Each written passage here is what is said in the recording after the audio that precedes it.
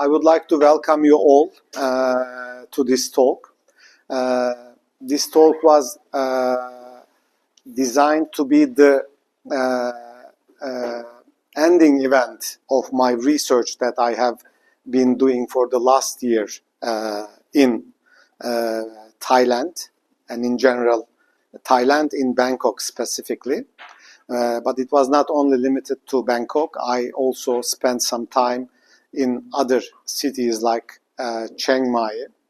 I visited many of the digital nomad destinations as well. So this is a European Union supported project which mainly addressed the question of precarious working life in Southeast Asia. This was the greater title of the project. So I decided to find a topic which would fit into this wider umbrella question, and I decided to focus on the digital nomads. Why digital nomads? Because I think that digital nomads, their life, their working style represents a kind of precariousness. By the way, when you talk to digital nomads, most of them don't think so, but we have to focus on the term precariousness as well. What do we mean by that? And what are the limitations of this word? And while we are trying to understand the meaning of this term, we will also have a chance to understand the changing working life in the world as well. So for me, digital nomads, or being a digital nomad, was a kind of precarious living style or working style. That's why I choose this topic, and that's how this topic fit into the greater concept of the project. Why I choose digital nomads? There are several reasons, but there is a very practical reason, which is related with the language barriers, because I was planning to spend whole year by making research in Thailand, and if I choose a topic which is only limited to the Thai society, most probably I would have a lot of language barriers. I thought that focusing on digital nomads would also help me to overcome this barrier. This was the practical reason. But when I, enter into the topic and started to work on the topic, I thought that, more and more, the topic that I choose was quite a right one for me, because it showed me a lot about the changing dynamics of the world and human societies as well. So that's why and how I choose this topic. So I started with some research questions. We social scientists have a lot of concern about methodology, because what we do is, or can be, differentiated from the works of a journalist or talks of an ordinary person who focus on a certain topic, is mainly related with the method that we follow. So for a social scientist, for anyone indeed, but social scientists, this is more true, you have to start with a question. And from this question, we produce some hypotheses, and we try to answer these hypotheses. So my question from the beginning was this, is there a connection between digital nomadism and the changing relationship between citizens and their state? Indeed, this was not the first starting question, I should say so, because, at the beginning I was less informed about the topic, and I didn't have much clue about digital nomads and digital nomadism, if we can say so, and their link with the politics. So as a political scientist by training, I was much more interested in the connection between digital nomads and politics. So I was trying to, develop some meaningful questions that I can contribute with my luggage from the political science, and I could learn at the same time with my luggage from the field. That was my main concern. So I started with the questions below, indeed. That was how it went. The first question was, why and how did you decide to become a digital nomad? I started to ask these questions to digital nomads. This is a two big question indeed. And I was trying to understand, it developed during the interviews. I was trying to go to the very moment when they decided to be a digital nomad. And I addressed this question to the nomads, and they sincerely, answered these questions. And thanks to their sincere answers, I learned from their experiences on this process. Second question was, is there any issue related to your interactions or affairs with your state? So this was my initial question related with politics, because I was trying to understand whether they develop a kind of reaction to the policies of the state. Was it the main reason why they decide to be a digital nomad? But later on, I developed this question to the first one. Is there a connection between digital nomadism and the changing relationship between citizens and their state, which is a more theoretical question, which requires more reading behind what is told to me as well. And I was trying to, develop some structural explanations as well. I will come to that point later. Third question was related with the health issues. As a digital nomad, how do they manage their health-related risks, which was mainly addressing or trying to understand the precarious nature of their working style or living style. Indeed, my presumption from the beginning was that, being a digital nomad was bringing a kind of precariousness in an automatic way. But throughout the interviews, I reached to a point in which I started to question my initial thoughts, because, in many of the cases, not all of the cases, digital nomads has plans, plan A, plan B, plan C, which was addressing the problems that I was addressing during my interviews. The fourth question was related with retirement plans. So, do you have retirement plans? Have you ever think about that? That was the fourth question. And again, I received several answers to these questions. I will come later. And the fifth question was related with loneliness. How do you address the issue of loneliness, and which is often cited as a major challenge for digital nomads in general. And the last question was a bit apart from the previous ones. Have you been involved in charitable activities before and after becoming a digital nomad? I added this question a bit lately into my interviews. I was in communication with a professor. His name is John Van Til.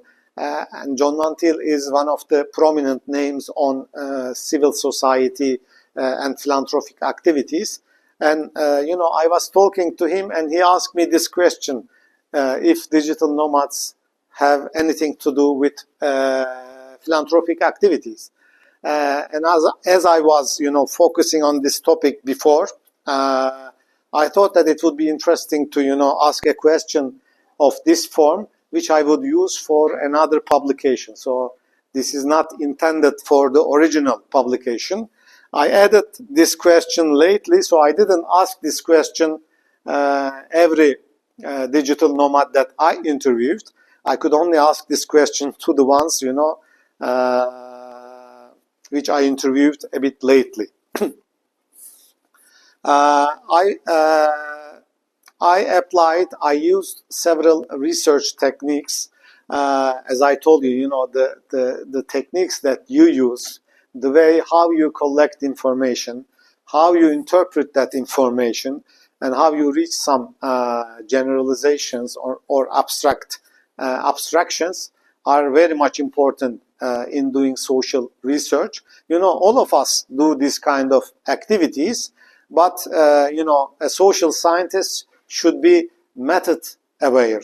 So we should develop our research by being aware of these techniques, and our findings should be traceable back by checking our methodology by the readers.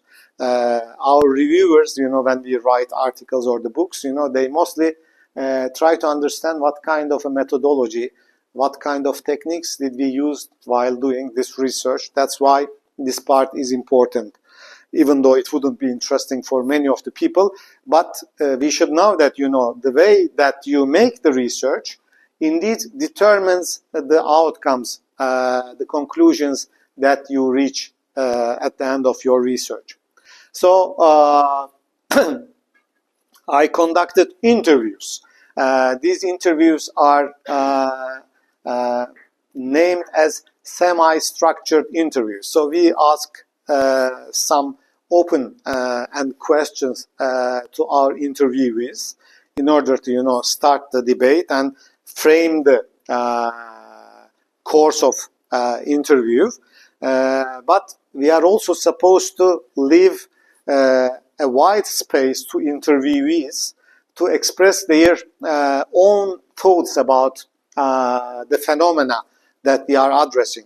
I didn't mention it, but at the end of each interview, I was asking interviewees a question in which I was asking them, is there any topic that you find interesting about digital nomads or nomadism, digital nomadism, that I didn't address during the interview, but you think that it would be, meaningful for me as a researcher on this topic to focus on. So this was the widest question that I was asking to interviewees, and many of them gave me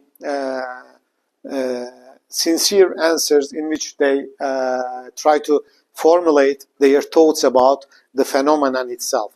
By the way, it became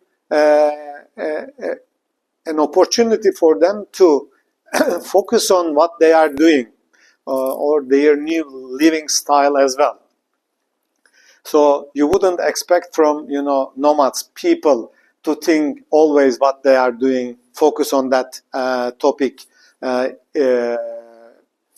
deeply, and make it an analysis of it. In most of the time when we are living and doing things in our life, we just act with our instincts, even we don't think about them. This doesn't mean that there is no reason, why we choose X or Y, but we don't feel the need to think about the reasons of our decisions and the behaviors.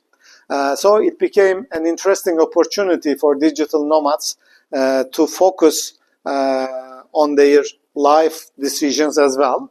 I don't know, what kind of impacts will it create on their life, but I observed that, some of them, while they were not thinking that much about retirement and the health insurance issues, I felt, this is my feeling, I didn't have too much data on that, they started to think about this issue a bit more seriously. But it wasn't true for all of the interviewers that I interviewed. So I did interviews, semi-structured interviews in Bangkok, Chiang Mai. I additionally visited Da Nang. Da Nang was not intended at the beginning. But I thought, I had to make this visa runs in every 3 months.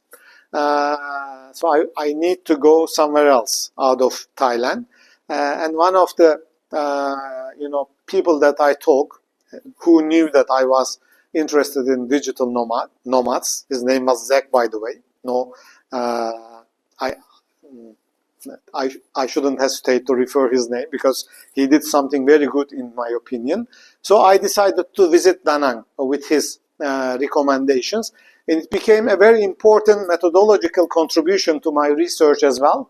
You know, what I did several interviews in Da Nang, but I didn't use them, you know, as the main data of my research. However, they served as a kind of reference for me. So, if there are, you know, country-specific, culture-specific, region-specific variations of the digital nomadism.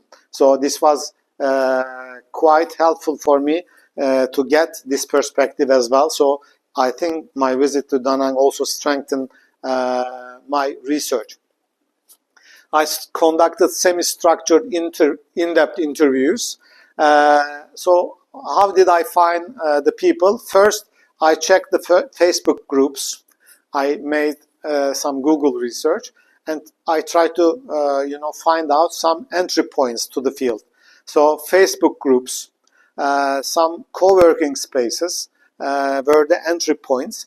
There I discovered a program. Most probably many people knew it, but it was for me it was the first time. There is a software or panel, you know, that you can reach out some activities in the town. The name of the platform is called Meetup. So I use Meetup to find out digital nomad meetups. So I gradually entered into the field. You know, I visited those places. I tried to meet with people. The early interviews attempts were very difficult. You know, I will show you some photos of the digital nomad co-working spaces at the end of my talk. You know, there is a place called Paper Plane Project, for instance, in Bangkok. It's one of the major digital nomad, you know, co-working spaces in the town.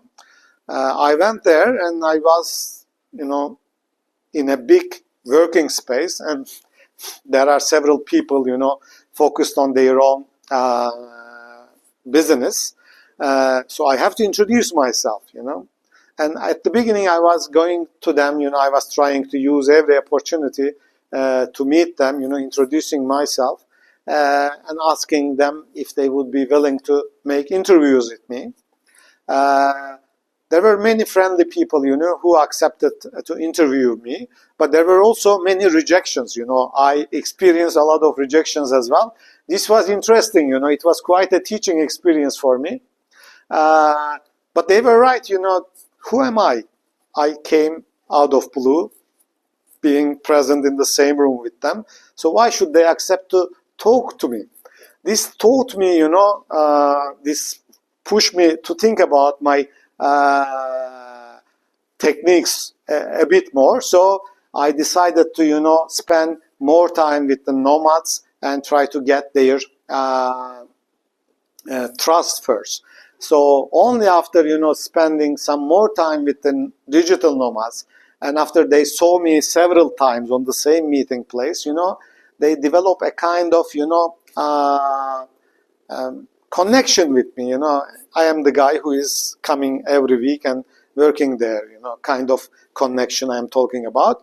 And gradually, you know, after I got some friends, they introduced me to some new digital nomads, and this is how it grew.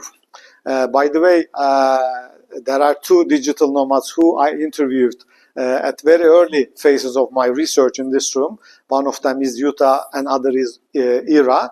I met Ira at Paper Plane Project, but story with Yuta was a different one, you know. From a Facebook group, a messenger communication, somebody suggested me to talk with somebody else, and that somebody else, you know, arranged this interview with Yuta for me.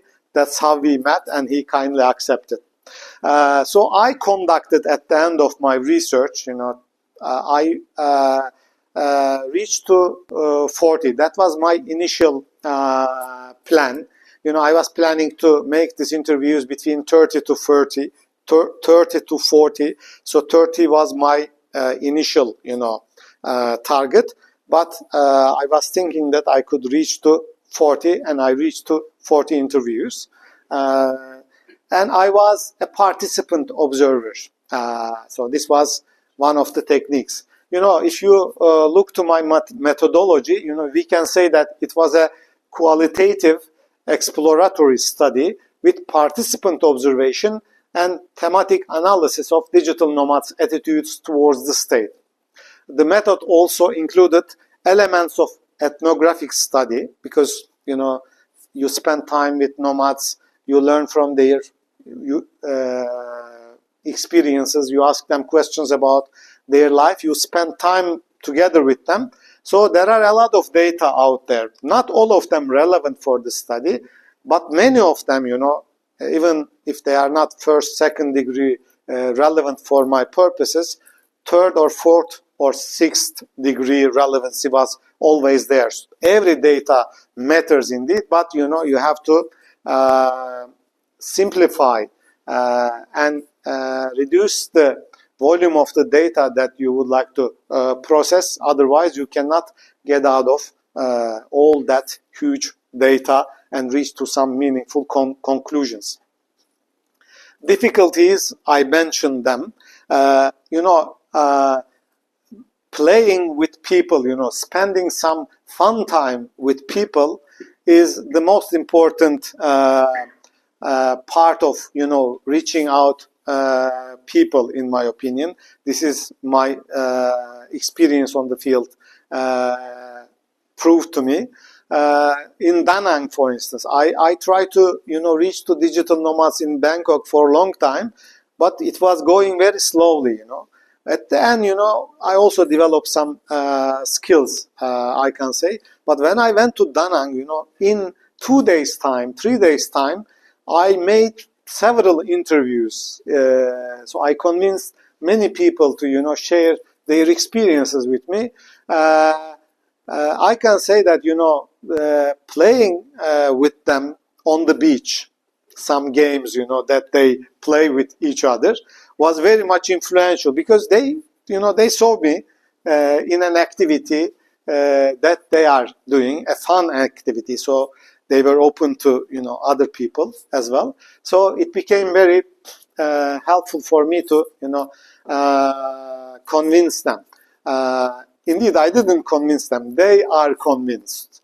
This is the most important thing. I cannot convince anybody. This is what I concluded. But if I don't do the wrong things, people are already open to talk with other people. So if I don't create any suspicion on them, or if they didn't have some harmful or painful experiences in the past, most probably they will talk to you as long as they understand who you are, what you are doing, as long as they find you transparent with your purposes.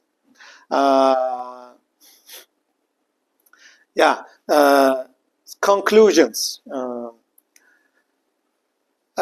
This is my first conclusion, out of the interviews that I conducted.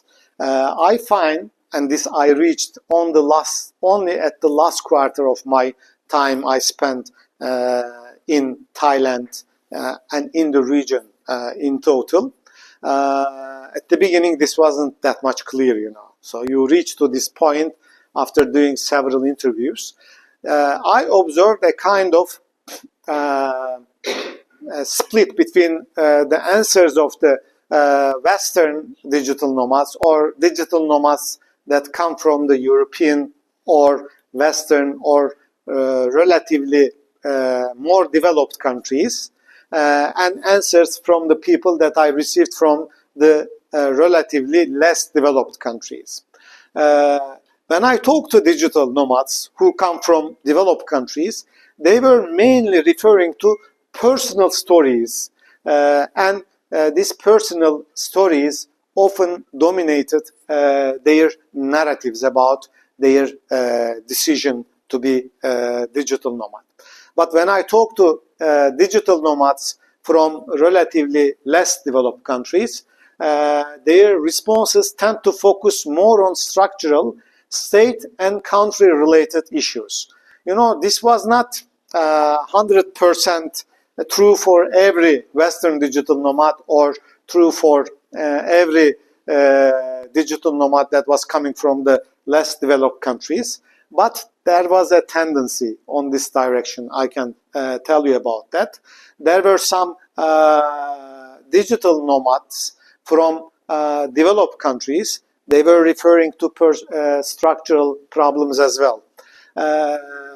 I talked to at least 2 digital nomads who referred to country related or culture related reasons of their decisions to be digital nomads. That was quite interesting as well.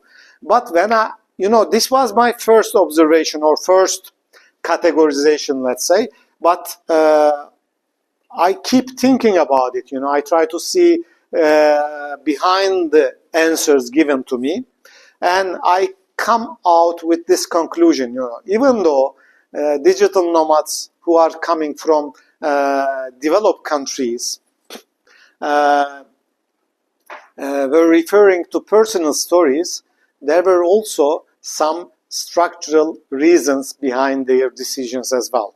The way how they relate themselves with the problems were different. So that was the main difference between Western digital nomads or Eastern digital nomads. Even the Western digital nomads, in my opinion, were this is my interpretation, of course, when they made their decisions, structural reasons related with their country, their economy, their society was also influential over their decisions. But they were not relating themselves with those problems through a collectivist, let's say, or society-based or structure-based narrative with the structural problems. They were mainly reading it as a kind of personal problem, and they were saying that what they and how they decide to be a digital nomad was their own personal decision. But this person lives in a society, lives in a structure, and that structure influences that person to make a decision going in this direction but not the other direction. So I try to see what were the factors that pushed nomads into this direction but not the other direction, and when I adapt this logic into my analysis of the data, I reach to some other conclusions which are mainly related with the current capitalist societies and the strains, the difficulties that the hegemonic neoliberal ideology impose upon people, even in the West. But for the Eastern nomads, this was much more obvious. There were also some cultural reasons that people addressed to. For instance, a digital nomad from Indonesia told me that, she doesn't see a future for herself in Indonesian society. So that was the main reason she decided to be a digital nomad. Or another digital nomad referred to cultural reasons that were dominant in his country. So again, these were the sort of answers that I received. The question related digital nomads and their health related risks were answered in different ways. It was very interesting, to hear the answers. And this question was intended to see the precariousness regarding the lifestyle that digital nomads choose. Many of the digital nomads told me that they had short-term travel insurances. So while they were, traveling as digital nomad, they were dependent onto these short-term travel insurance. But at the same time, I talked to several digital nomads. It wasn't the majority, but an important number of people within my 40 person sample, let's say, they were saying that they didn't have any insurance at all. Of course, they think about this problem, and their justification was also very interesting, because they told me that, if you are in Thailand and if you have a health problem, you go to a doctor, you see a doctor by paying relatively small amount, and you can walk into a hospital, see a doctor at the same, afternoon or in the morning, have diagnosis and start your cure. Especially the nomads from the Western European countries like United Kingdom, they refer to the collapse of the health system in their home countries. So one digital nomad told me that, if you are in the UK, even in order to have a simple X-ray, you have to wait 3 months or 6 months. Of course, it could change from situation to situation, but this was how the nomad perceived the situation back in the UK. So, but here I can go and see doctors whenever I want to see, and having an X-ray is not a big deal here. And I will pay a very small amount to have all these services in this country. So some of them were even saying that, I don't need to pay even this short-term travel insurances, because it is very difficult to reimburse, after you go and see the doctor. You got an invoice and you send the invoice to the insurance company, and they try to not to pay you. So instead of, dealing with all this hassle, we just go and pay from our own pocket. But by the way, these were all very young digital nomads, so they were using the they were using the richness or the resources of being young as well. But when I asked them, I asked them further questions. What happens if there is a more serious health risk? What do you have? What are your plans for more serious health-related risks? The answers were changing from their country of origin to their, the country of origin of the nomads that I interviewed. Many of the European ones were referring to the national health insurance system back at their home country. So if something serious happened, I could go back to UK, France, and I could re-enter into the health insurance system and, try to deal with that problem there. But there were some other digital nomads. They were mainly nomad entrepreneurs, those kind of nomads. By the way, when I say digital nomads, we are not talking about a homogeneous group. There are several subcategories. I forgot to mention that, but I could refer to that too later. So a few digital nomads told me that they had very strong health insurance that would cover their health-related risks in serious incidences as well. I asked them, what happens if you fall into a situation in which you wouldn't able to keep paying your premiums to the insurance companies, which is a worse situation than the previous one.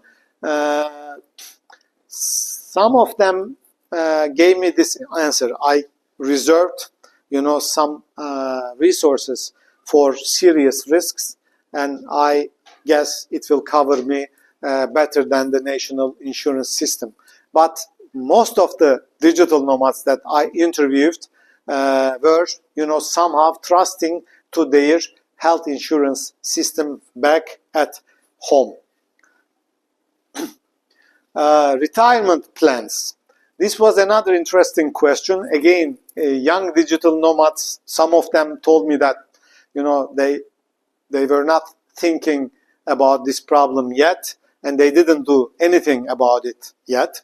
However, mid-aged digital nomads were telling me that, they have some plans. But I recognized something very interesting when I was asking this question. In the first question as well, but this question showed me much more openly. We have been, talking about this neoliberal ideology for some time.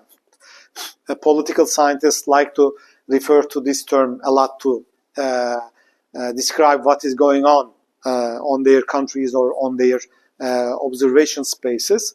But I understood what neoliberalism is and how it is influential over the people's mind after asking this question. I observed that, most of the digital nomads, I can say almost 100% of the digital nomads, do not believe in the retirement pension. They gave me this answer. States, especially the Western European states, will not be able to pay us a good retirement pension when we got retired so that we can have a reasonable life at the latest part of our lives. They don't believe in that. Instead, they gave me, almost all of them gave me this answer. Instead, a state authority, state institution cannot take my money and, invest this money better than me and would pay me better when I got retired than the investments that I made would pay me in the future. That was their answer. So instead of, paying for the pension system, they were preferring to invest in stock exchanges. But there were also some digital nomads, who kept paying their governments their pension fees as well. So not everyone, was doing this. But if many of the digital nomads, if they could avoid, or if they're not in the transition phase of their digital nomad life, because there is also that category too. So not every digital nomad finalized their living choice decision. There were many digital nomads just, experiencing, and they were on their early phases of digital nomad life. So depending on at which stage they are, the answers were varying. But I can say that very few digital nomads kept paying to their national retirement funds. Instead, they were trying to keep this money free and invest with that money. A Norwegian digital nomad told me this story. I didn't check how real the calculation that he made, but he told me that, if you, instead of paying to your government, $100 per month, you can invest this $100 in a S&P 500 index fund. And if you keep paying to this fund for the next 30 years, at the end of 30 years, you would get a sizable lump sum. And if you take this money, withdraw this money from the fund and put it into bank and receive an interest in return, it would definitely give you much more than the retirement fund, your pension would provide to you. As I told you, I didn't make this calculation, so you can help me. If you know how to make this calculation, do it and provide me feedback, because I'm planning to, put this calculation into my research as well. But it needs to be checked. It is more than the reality, a bit better than the reality, I guess, but it has a point. But there is another risk, which I also told digital nomads during the interviews. What happened? The stock exchange collapses, which happened several times, in our history. They say nothing is 100% guaranteed. This was the answer. So this is the ideological success of neoliberalism, in my opinion, because almost all of the digital nomads convinced that 100% security is not there. State securities does not work as you expect them to work. So you should take care of your own future. This was the ideology. Let me check the time. I guess I still have, in 10 minutes time I would finish. How digital nomads overcome the problem of loneliness? This was another question. Again, this is a side question compared to my original hypothesis or original research question. But it was also interesting to hear about this question from the digital nomads. Their answers, there is an institutional setting over there, There are co-working and co-living spaces. So they are intended to overcome the problem of loneliness, indeed. And they are working very well. I observed it as being a participant observer in those places. Meetups and social events. They are also, bringing digital nomads quite easily together, and, they start to talk with each other, spend time together. In a big society which have similar concerns or lives like you can find some people with whom you can share more things.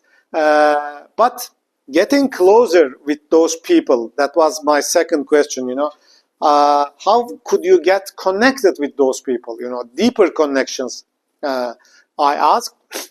At the beginning, I was suspicious a bit about the answers to these questions, because all were saying that, they were having connections with the people. But later on, I recognized that they were right, because you shouldn't think about digital nomads at a certain location in a certain time. They are moving around. So they meet different people. So the number of people that they can meet is more than the number of peoples, different peoples that we can meet in our ordinary, regular lifestyle. So they meet some people, they spend some time with those people. They go out with these people, meet and spend quality time on meetups. And if they like each other, they could meet another time in another destination, or they could even, arrange meetings with the other people that they like in different parts of the year in different countries. So, it is a big community which has very complex connections with each other. And they can overcome this problem of loneliness through different means.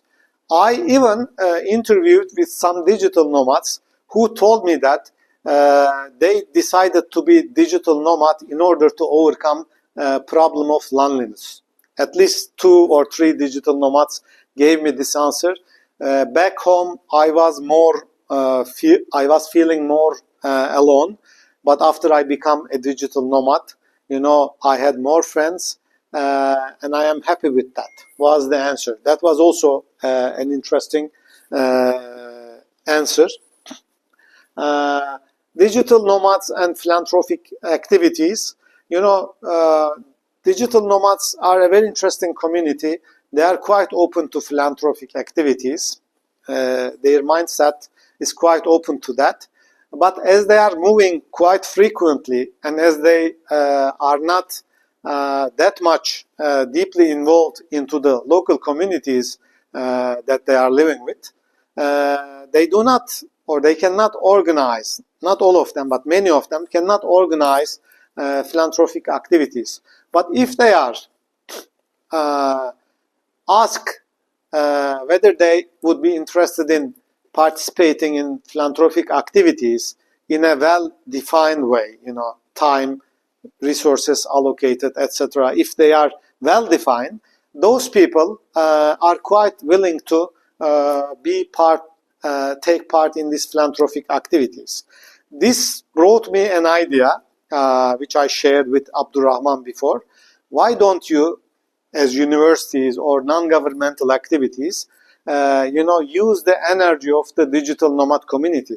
Because their resources, I mean, this is the richest community that I have ever seen, around in terms of resources. But when I say resources, don't just focus on the monetary resources. Perhaps they don't have much money, but they have time they could allocate. They don't have much time, by the way. This is another story. Digital nomadism make them work more than the times that they were working before being digital nomad. For some of them, there is this risk over there. But they can allocate their time. They are open. They need to interact, and they are willing to do it. But, they don't have time to organize everything from scratch. But if you, know how to benefit from the resources of the digital nomads, it would be a technique. They are skilled, they have many techniques to make things done, make some calculations, organize things, mobilize some resources, being visible on the internet. You can ask them to help you, and they would do it as long as they know how many hours it will take for them. As long as you can narrow down their commitment, make it open and clear, they are ready to do that. This is my observation. Of course, not everyone, but the community, digital nomad community, is open for that. So in my opinion, universities in Thailand especially, or non-governmental organizations in Thailand should, propose some activities to digital nomad community. And I'm sure there would be some people over there who would like to, willing to, contribute, as long as they know the limits of time and the resources needed.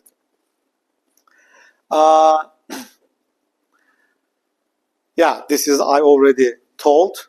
The answer to the main question, is there a connection between digital nomads and their encounter with the states? At the beginning, I was trying to find out a more catchy title for my talk and for my article.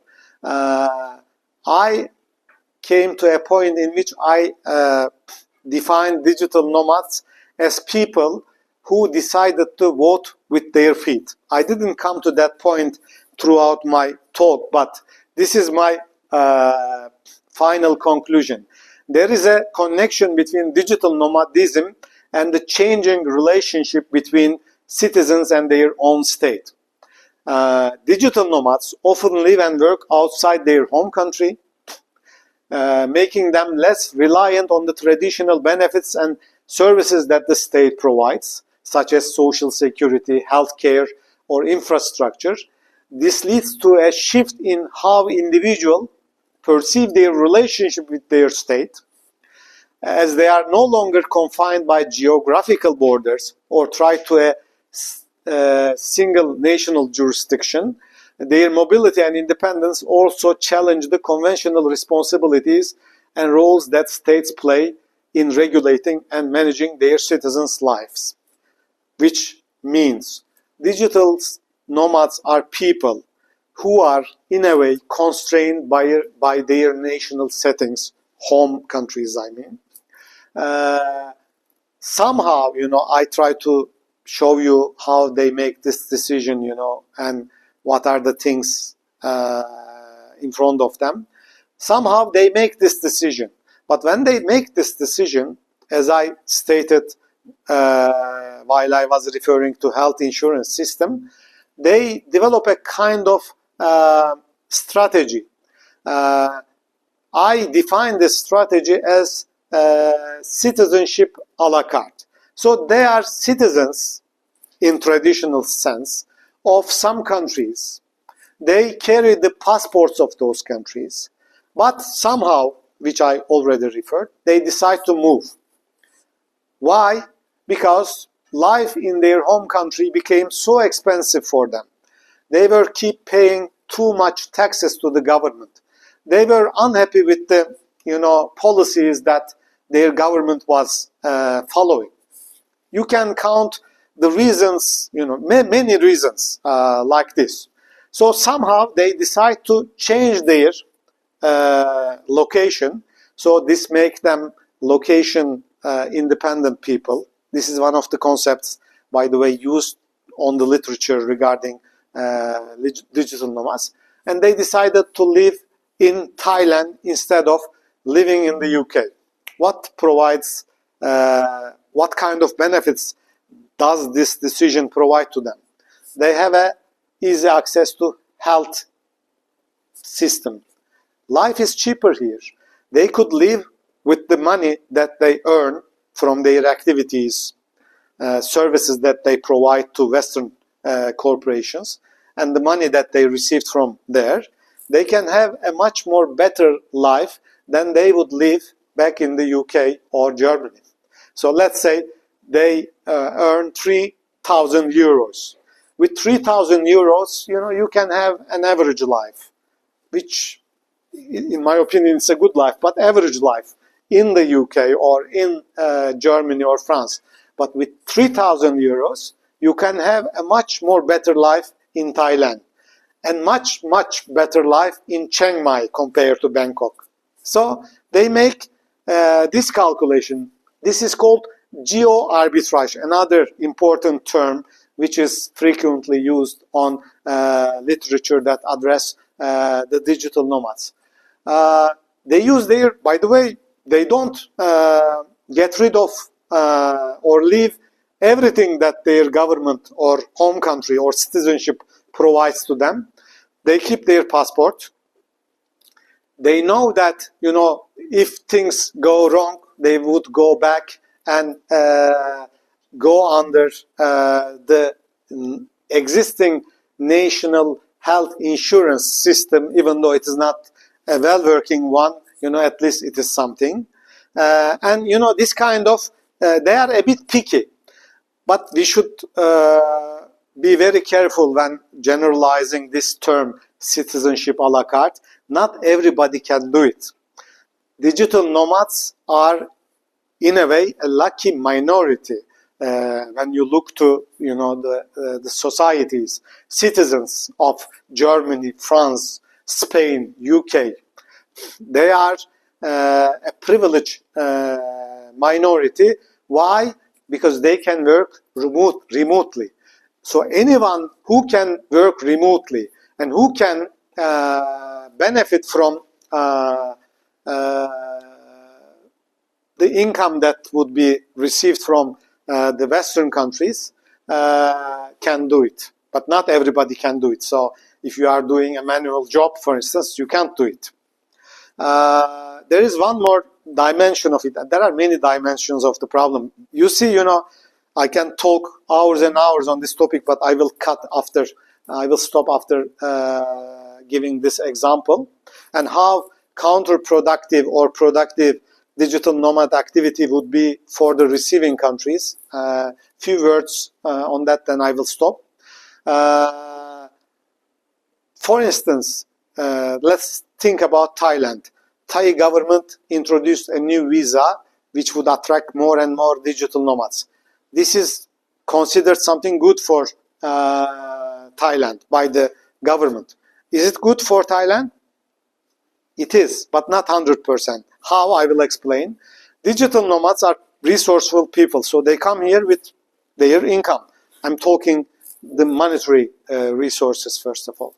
But digital nomads simply leads to a kind of gentrification as well.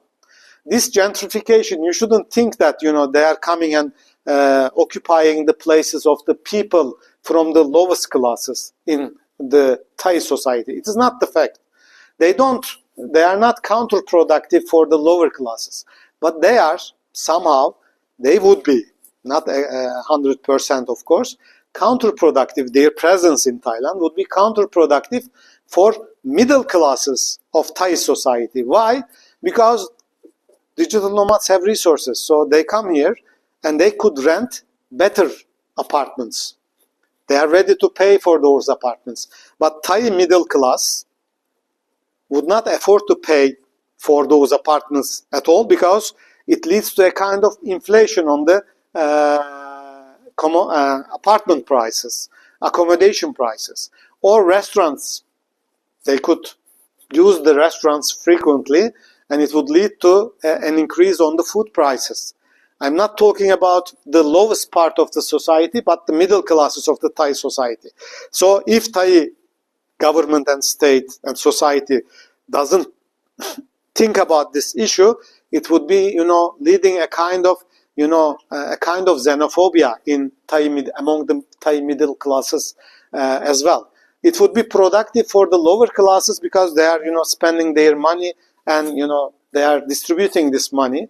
It is also helping for a relatively healthier income distribution in Thai society. But as I told you, there are some risks involved. So I will stop here. And if you have any questions, I'm happy to answer your questions. Perhaps I can show you some digital nomad places, co-working spaces that I visited. So that would be interesting for you if you didn't see them. Thanks.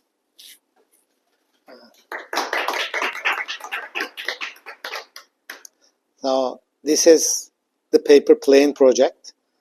It is, what was the name of the station? Sukhumvit, but Tonglo. Yeah, T1 building, T1 building. It's, I met many of the digital nomads there, not everyone, because there are many different places in Bangkok. This is a co-working, yellow co-working in Chiang Mai. This is quite an interesting place. Big now. Yeah. The police raid them one time, right? In probably 5 years ago. Really? Yeah. I didn't know that. That about foreigners are not allowed to work, and they have this concept of working. This is another one. I also interviewed the owner of this place. So I interviewed a co-working space and co-living space owner as well. He was a very smart guy. He knew what he was doing, Every detail they thought about almost every detail. For instance, I recognized that at 3 o'clock, not every day, 3 o'clock in the afternoon, they give free food and tea and beverages to the nomads working on their co-working space. But it was also a co-living space. So nomads come together in a very small area, and they need to talk with each other. So it was to bring digital nomads, closer to each other, interact with each other. It was a thought activity, and he planned it. There were many details, well thought. If you focus on a topic, you see the mindset behind as well. If I can show you more. Yeah, you see, every table has plugs, power supplies, and this is the co-living. This is a room in the co-living space. Very simple. They don't put anything into the rooms. No television. It's also cost effective, but at the same time, people don't spend their time in their room. He told me this very interesting difference between a hotel and a co-working space. He came to Bangkok for a conference. I attended that conference, and in that conference he mentioned it specifically. In a hotel, he said, we value visitors' privacy, but in a co-living and co-working space, we try to bring them together with the other people. So privacy is pushed a bit backward, and collective spaces, use of collective spaces becomes more important.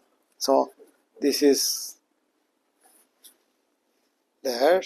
This one, a co-working space, which was co-owned by a Turkish entrepreneur. That was interesting. Somebody from Turkey. Indeed, he was from Turkey. He went to US first, had his own business. Then he moved part of his business to Da Nang. This is from Da Nang, by the way. So And this is also from Da Nang. This was also a very interesting place. So, and yeah, that's it. I stopped talking here. Thanks. Any questions? Yes, please. Can you please use the microphone because we kind of record. What's the average stay of these nomads in a host country? It changes based on the visa regulations of the country. Some of the nomads, prefer to move, but I saw a lot of nomads who, indeed, if they could have opportunities to stay, would stay more. But they were, pushed by the host country's visa regulations. So depending on the visa regulations, this changes. It was 3 months or 1 month for some countries, because depending on where you come from, the visa facility provided by the host country to you would change. So some digital nomads were going Cambodia, Vietnam in every 1 month and returning back, spending few days there and coming back. Some were spending more times. It changes with the visa regulations of the country, but this new visa that Thai government brought provided a much more longer stay opportunity. So they need to leave once in a year, I guess. Even that wouldn't be necessary because it's still debated, people trying to understand what this new visa type brings to them. But it requires some resources, monetary resources as well, so not everyone can do it. By the way, I can show you the statistical distribution of the nomad community. I sent a survey to nomads to collect some demographic data. Not every digital nomad answered this, but I will try to show it to you so you can see. So these are the names. Let's move the names. Let's skip the names. So this is the gender distribution. So 39% female, 54% male. Some did not want to answer. Age group, you see 48%, 25-34, so mid-age group.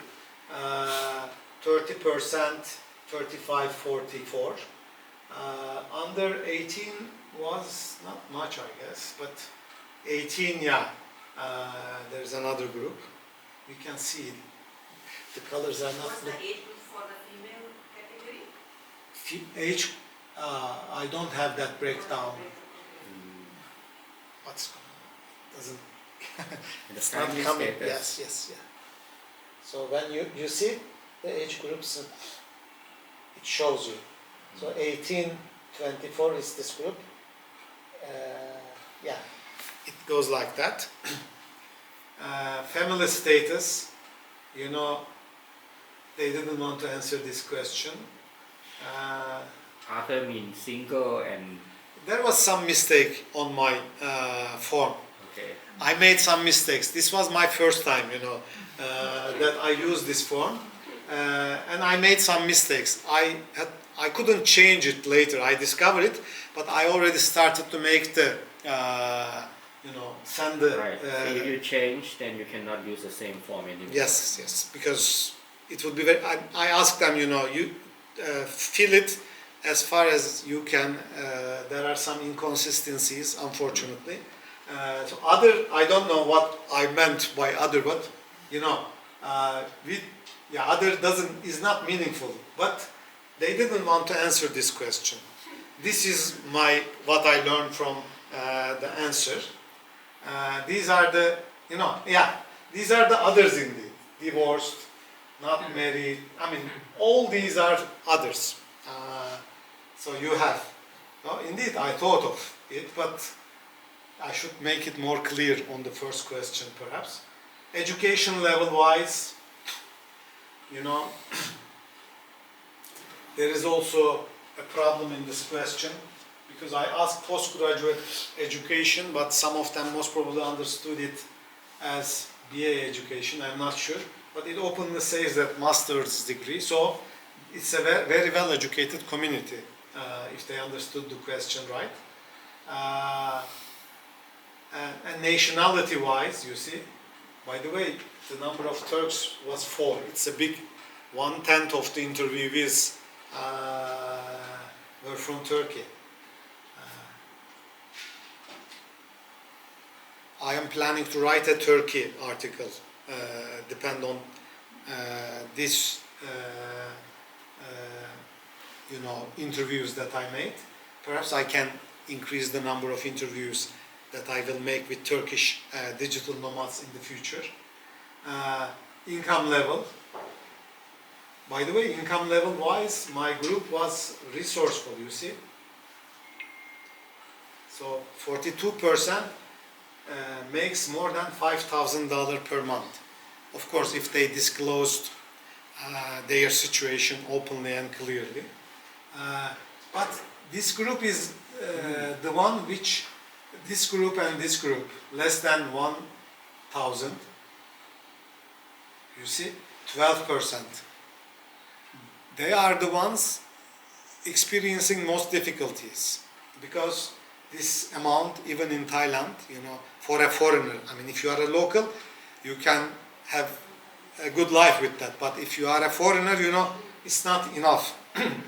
And this one, this second group as well.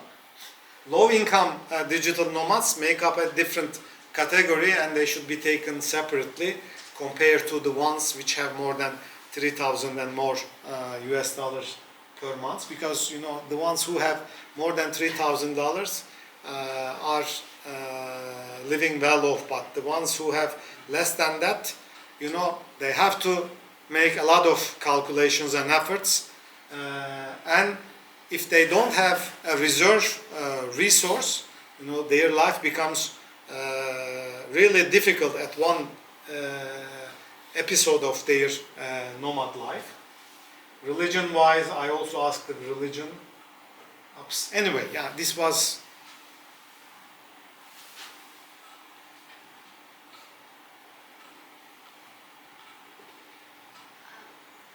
I have one question. So, how is this competition between countries for digital nomads? Did you get any feel? I know this was a Southeast Asia focused study, but the Middle East and also Europe, they're trying to attract them. So did you get any feel for attractiveness of region? Yeah, I was thinking of that, but even when you focus on Thailand, you discover that, you know, Thai government for long periods did not know what to do with this group. It is very difficult to put a digital nomad, design a digital nomad visa, because how will you differentiate digital nomads from the other people that is coming and visiting Thailand? And there is one more very serious problem. Thai government has another category, which is, the people who fell into that category are mainly referred as expats. So they come here for work. They got an official work permit with the company, you know, that they are working with. So they have a different status. But other than that category of people, Thai government don't allow foreigners to come and work here in Thailand. So I also have this issue, you know. I was interviewing with a digital nomad, and the digital nomad felt to tell me that he was not a digital, or she was not a digital nomad. She explained, according to Thai law, I am not supposed to come and work here, she said. So they were, you know, especially from the countries that have an authoritarian background, because they know how rough and tough the states would be against the people by experiencing it back home. They were aware of this risk, and they were trying to, you know, avoid from that risk as well by saying that they were not digital nomads. Indeed, they were clearly digital nomads, but they don't want to accept it or declare it even if it is in an interview. That was the situation. So it's very difficult to designate a group of people as digital nomad and certify them, I mean, let's say we will give them a certificate which will show them they are digital nomads. But how will we decide to give this certificate to those people who will be eligible for that and who will not be eligible for that? So the only criterion, as far as I understood from the last digital nomad visa introduced, that they developed is the income level. If they can have a good income, I guess around minimum $5,000 per month level. Perhaps it could be $3,000 as well. I didn't examine it very well because at the beginning you have to show them a lump sum, but the only criterion that they developed is this, if you have money on a site, by showing that, we will give you this status. Because Thai state, as any other state, don't want people come into their country and become a problem for the country, state and society. So they try to avoid problems that would rise due to the presence of those people in their country. So they bring a limitation or a barrier or threshold of some income. That is the only measurement scale that they applied, I guess. But they also know that, this is my feeling, I didn't talk to Thai authorities for that.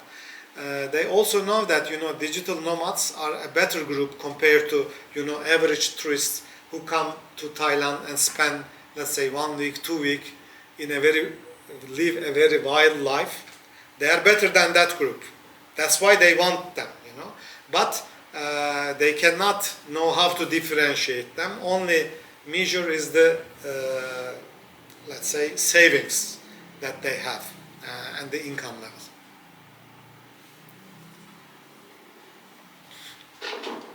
So did you find any difference between your findings in Thailand and Da Nang?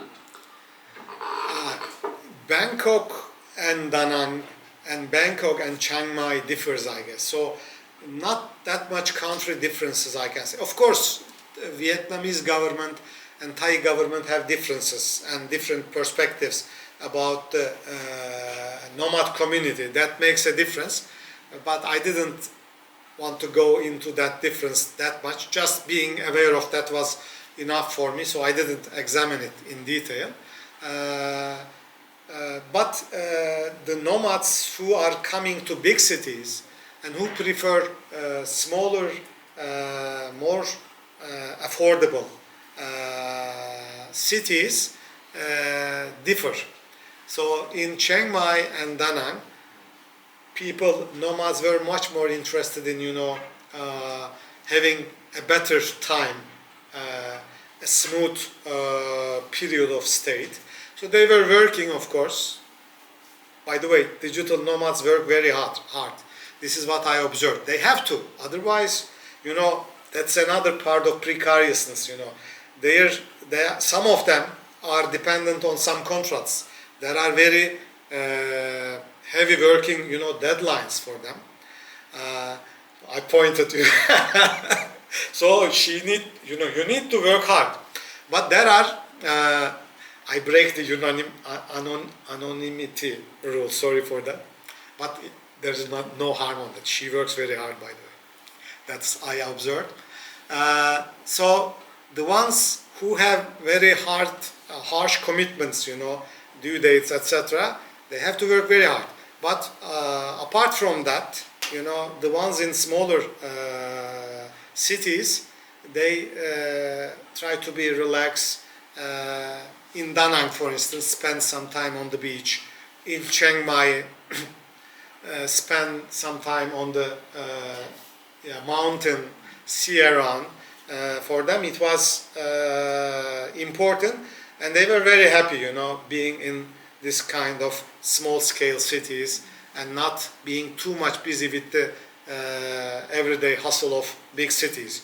Bangkok is a different story. This is a very, it's a big city, a big metropole, not that much different than the other metropoles that you can see around the world. Heavy traffic. But digital nomads, even though this is the case, you know, try to find out some ways to, you know, have a relatively better life here. Yeah. So that was my observation. Not the country differences, even though it exists, mainly big cities and small cities differences we can refer to.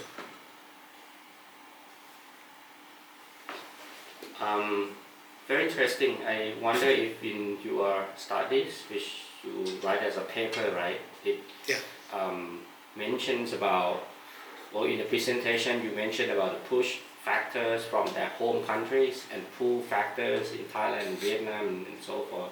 I wonder if you have in your survey, like what are really pull factors for those nomads to come to Thailand. You mentioned about activities, you mentioned about living wage, right? You mentioned about infrastructure, the speed of the internet and so on. I don't know if you have that in your study, statistically. I didn't ask it as a statistic because statistically my size is so small, so it doesn't make that much sense. But I asked these questions as well. It was asked as a follow-up questions to the first question. So I was asking them why and how they decided to be digital nomad.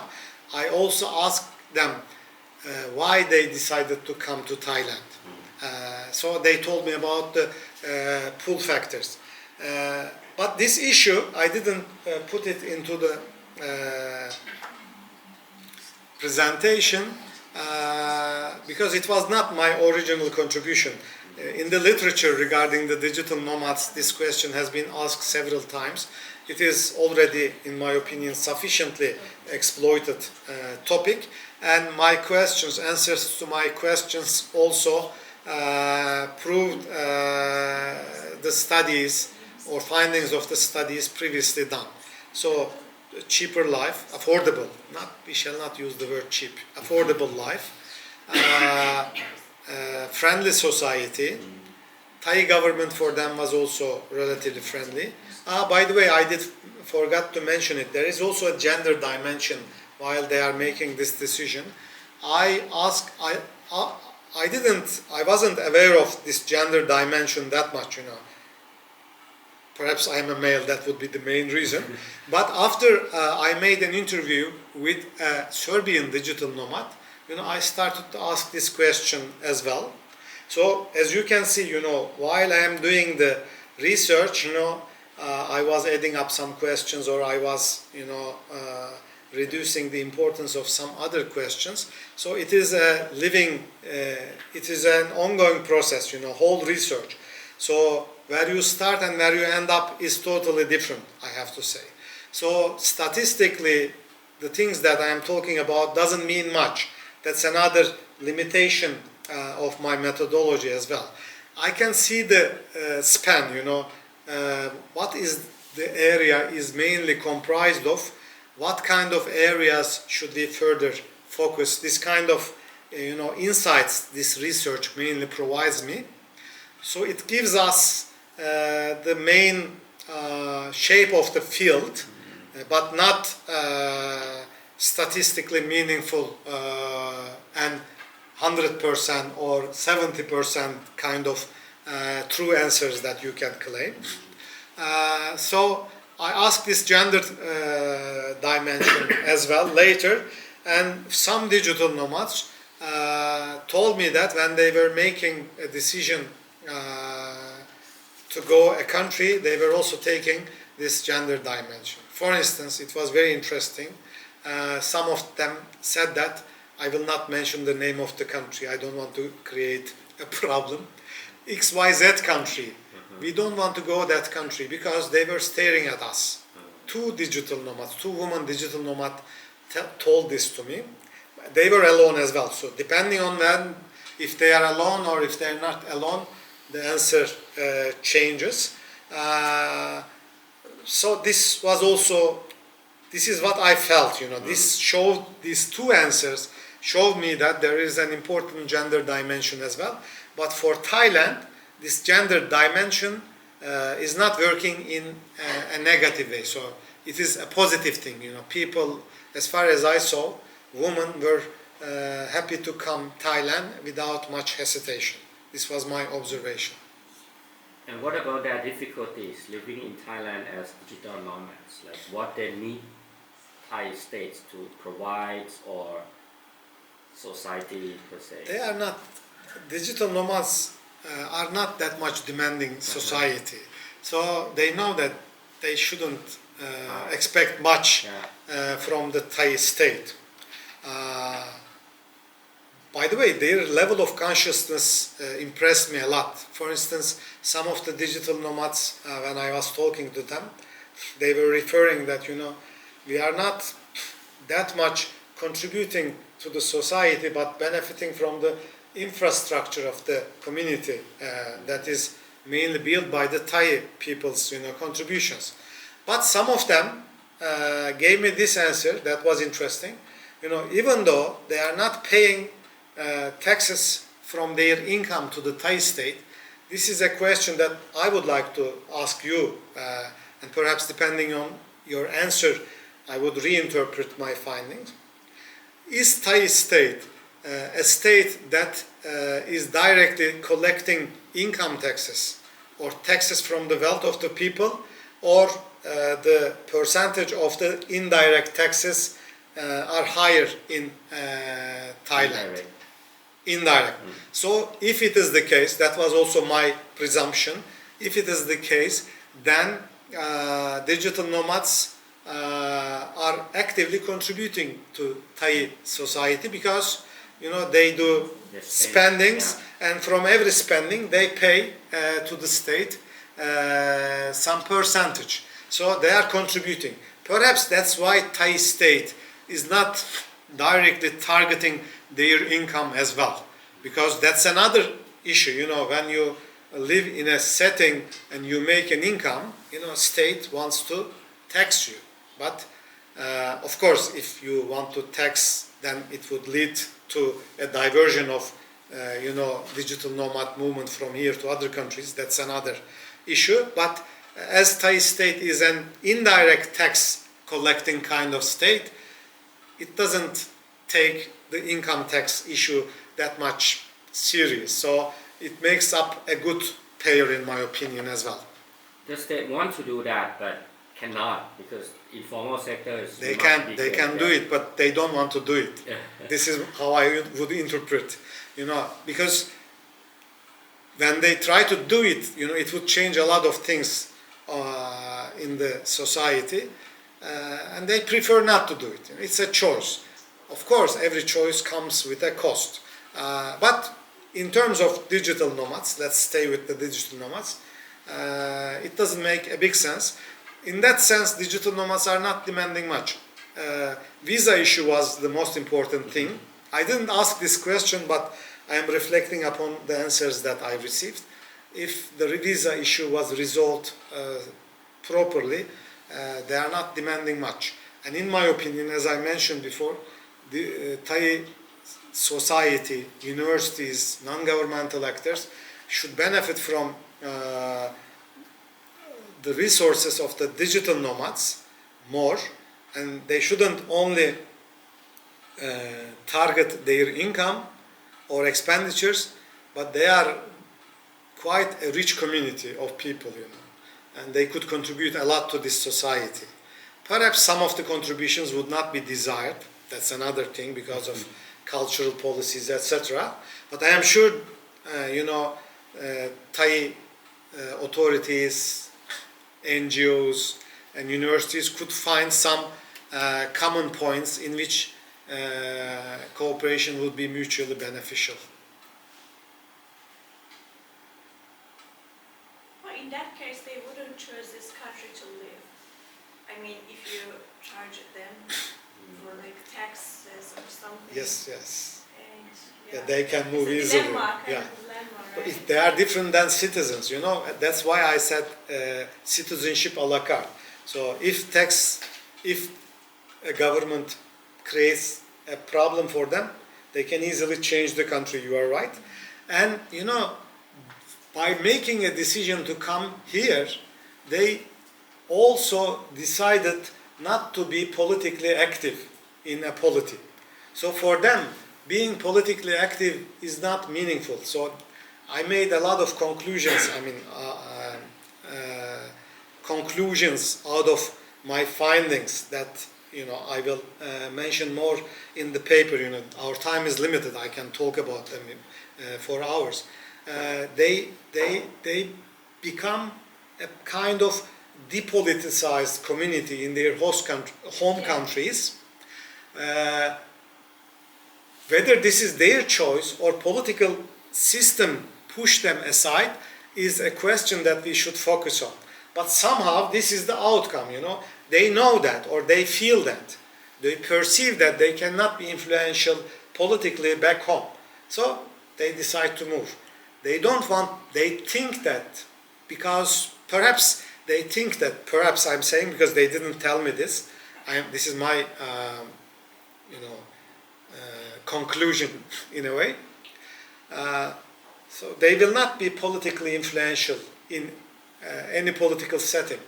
Instead of trying to change the things, they try to change their life by making for themselves better choices in their life. And actually they're running away the pressure.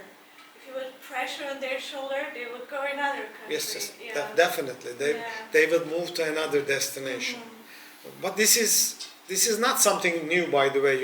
This is migration according to literature. The literature. Mobility, I would say. Mobility. When you talk about mobility, it refers to mainly domestic mobility of the people.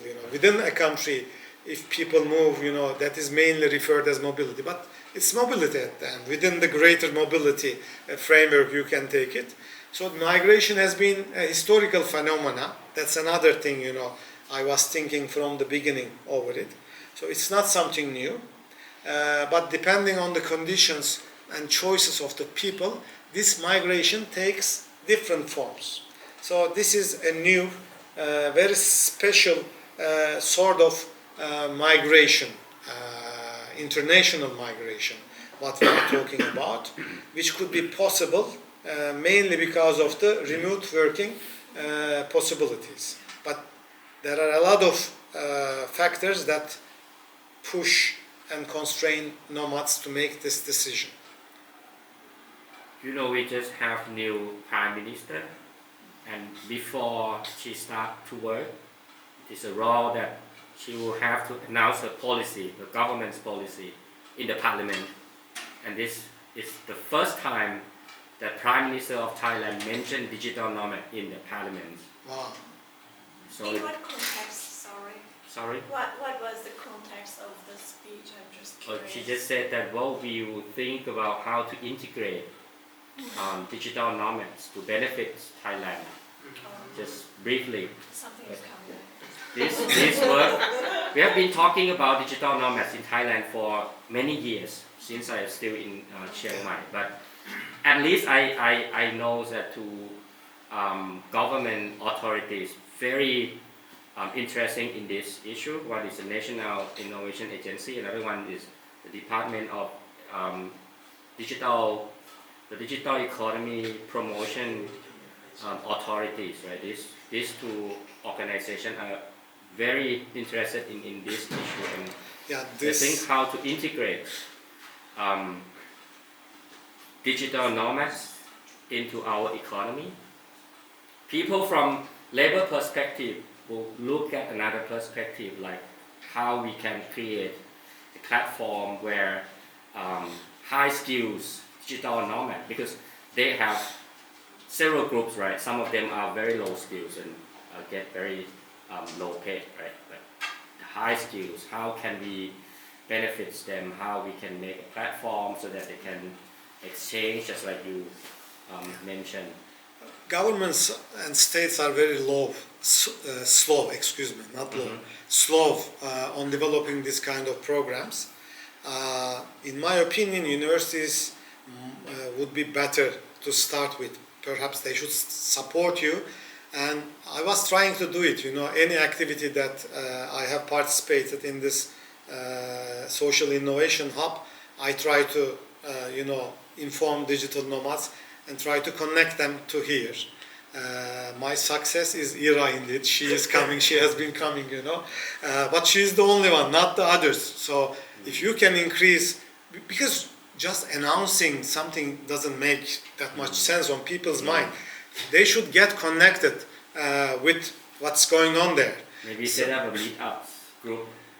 Yes, perhaps you should go and be there. You should. There are some digital nomad entrepreneurs. These meetup organizers, they are entrepreneurs in a way. So perhaps you can convince them to make some of their organizations in the campuses, so that you can, bring more people into the campus. Because if they come here, Utah, by the way, is another success of mine, connecting with the university. I connected Utah with Abdurrahman, and, and he also came to our meetings. So, it requires a lot, and I'm talking about a 1 year period presence here, but it can be increased. Of course, I understand that, academia is a bit conservative. You should be careful on who is coming, who is not coming. Of course, you are being watched. But there are a lot of other spaces that can be exploited without having much risks. So if you focus on that areas, perhaps it could increase more. But these entrepreneurs are important people, and I saw some Thai people, mainly women. They were organizing meetups in Bangkok, and they were making small money from that. But they are very functional, they should be promoted for this, because they are bringing digital nomads together. They know the places, so they just bring people on a certain location. And rest is done, they are open to communication, they talk with each other, and they manage the rest. Yes, out of curiosity, why did you choose Thailand for your study?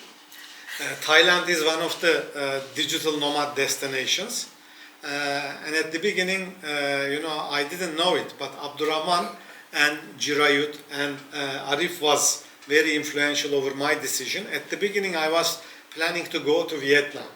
But after I know them, they spend some time at my university as part of the same research project. So I developed a connection with the country, over these three people, and that's why these connections are very much important, much more important than a rational, calculation that you can bring forward. Of course, we rationalize it, and at the end, I am happy that I made it here, because Thailand is a big digital nomad destination. It was quite welcoming to me. I had a chance to talk with the people, see the country, and at the end I built up this presentation and a paper out of that. So it proved fruitful, my choice was right, I guess. I need to know how many time for rejection to interview. Not too bad. But I met a guy, he was inspiring for me. I learned a lot of things in this process. He told me that when I was asking him this question, how do you overcome this loneliness problem? He told me this, I was an introvert, he was an introvert person, so he was not good at, talking with the other people. Someday there was a guy who was very extrovert and successful in connecting with other people. So he asked him to teach him how to make it. You know, they are smart, they are thinking out of the box. So most of us don't think and go and ask a person, show me how to be an extrovert. We just make observations, perhaps keep shy and don't want to change our framework. But he went to that person and asked him how to change it. And the person trained him, he said, if it is true, you know, we don't know the details. We are dependent on his words. He told me that he asked me to go and try to talk with the other people. And on this way, he said, he was rejected roughly by 400, 500 people. But at the end, you know, he developed some methods to talk with the people. I took it as a reference, you know, why not? And I was a bit, I was going and introducing myself, you know. There's no harm on introducing yourself. And I find out that people are also talkative if they find is not risky and if they find it would be good for them too. But more than the benefit calculation, people are good in general, you know. They like to talk with other people. And a half hour, 40 minutes talk doesn't harm you much. So if they have that time, they give you that time. It was quite a teaching experience for me as well.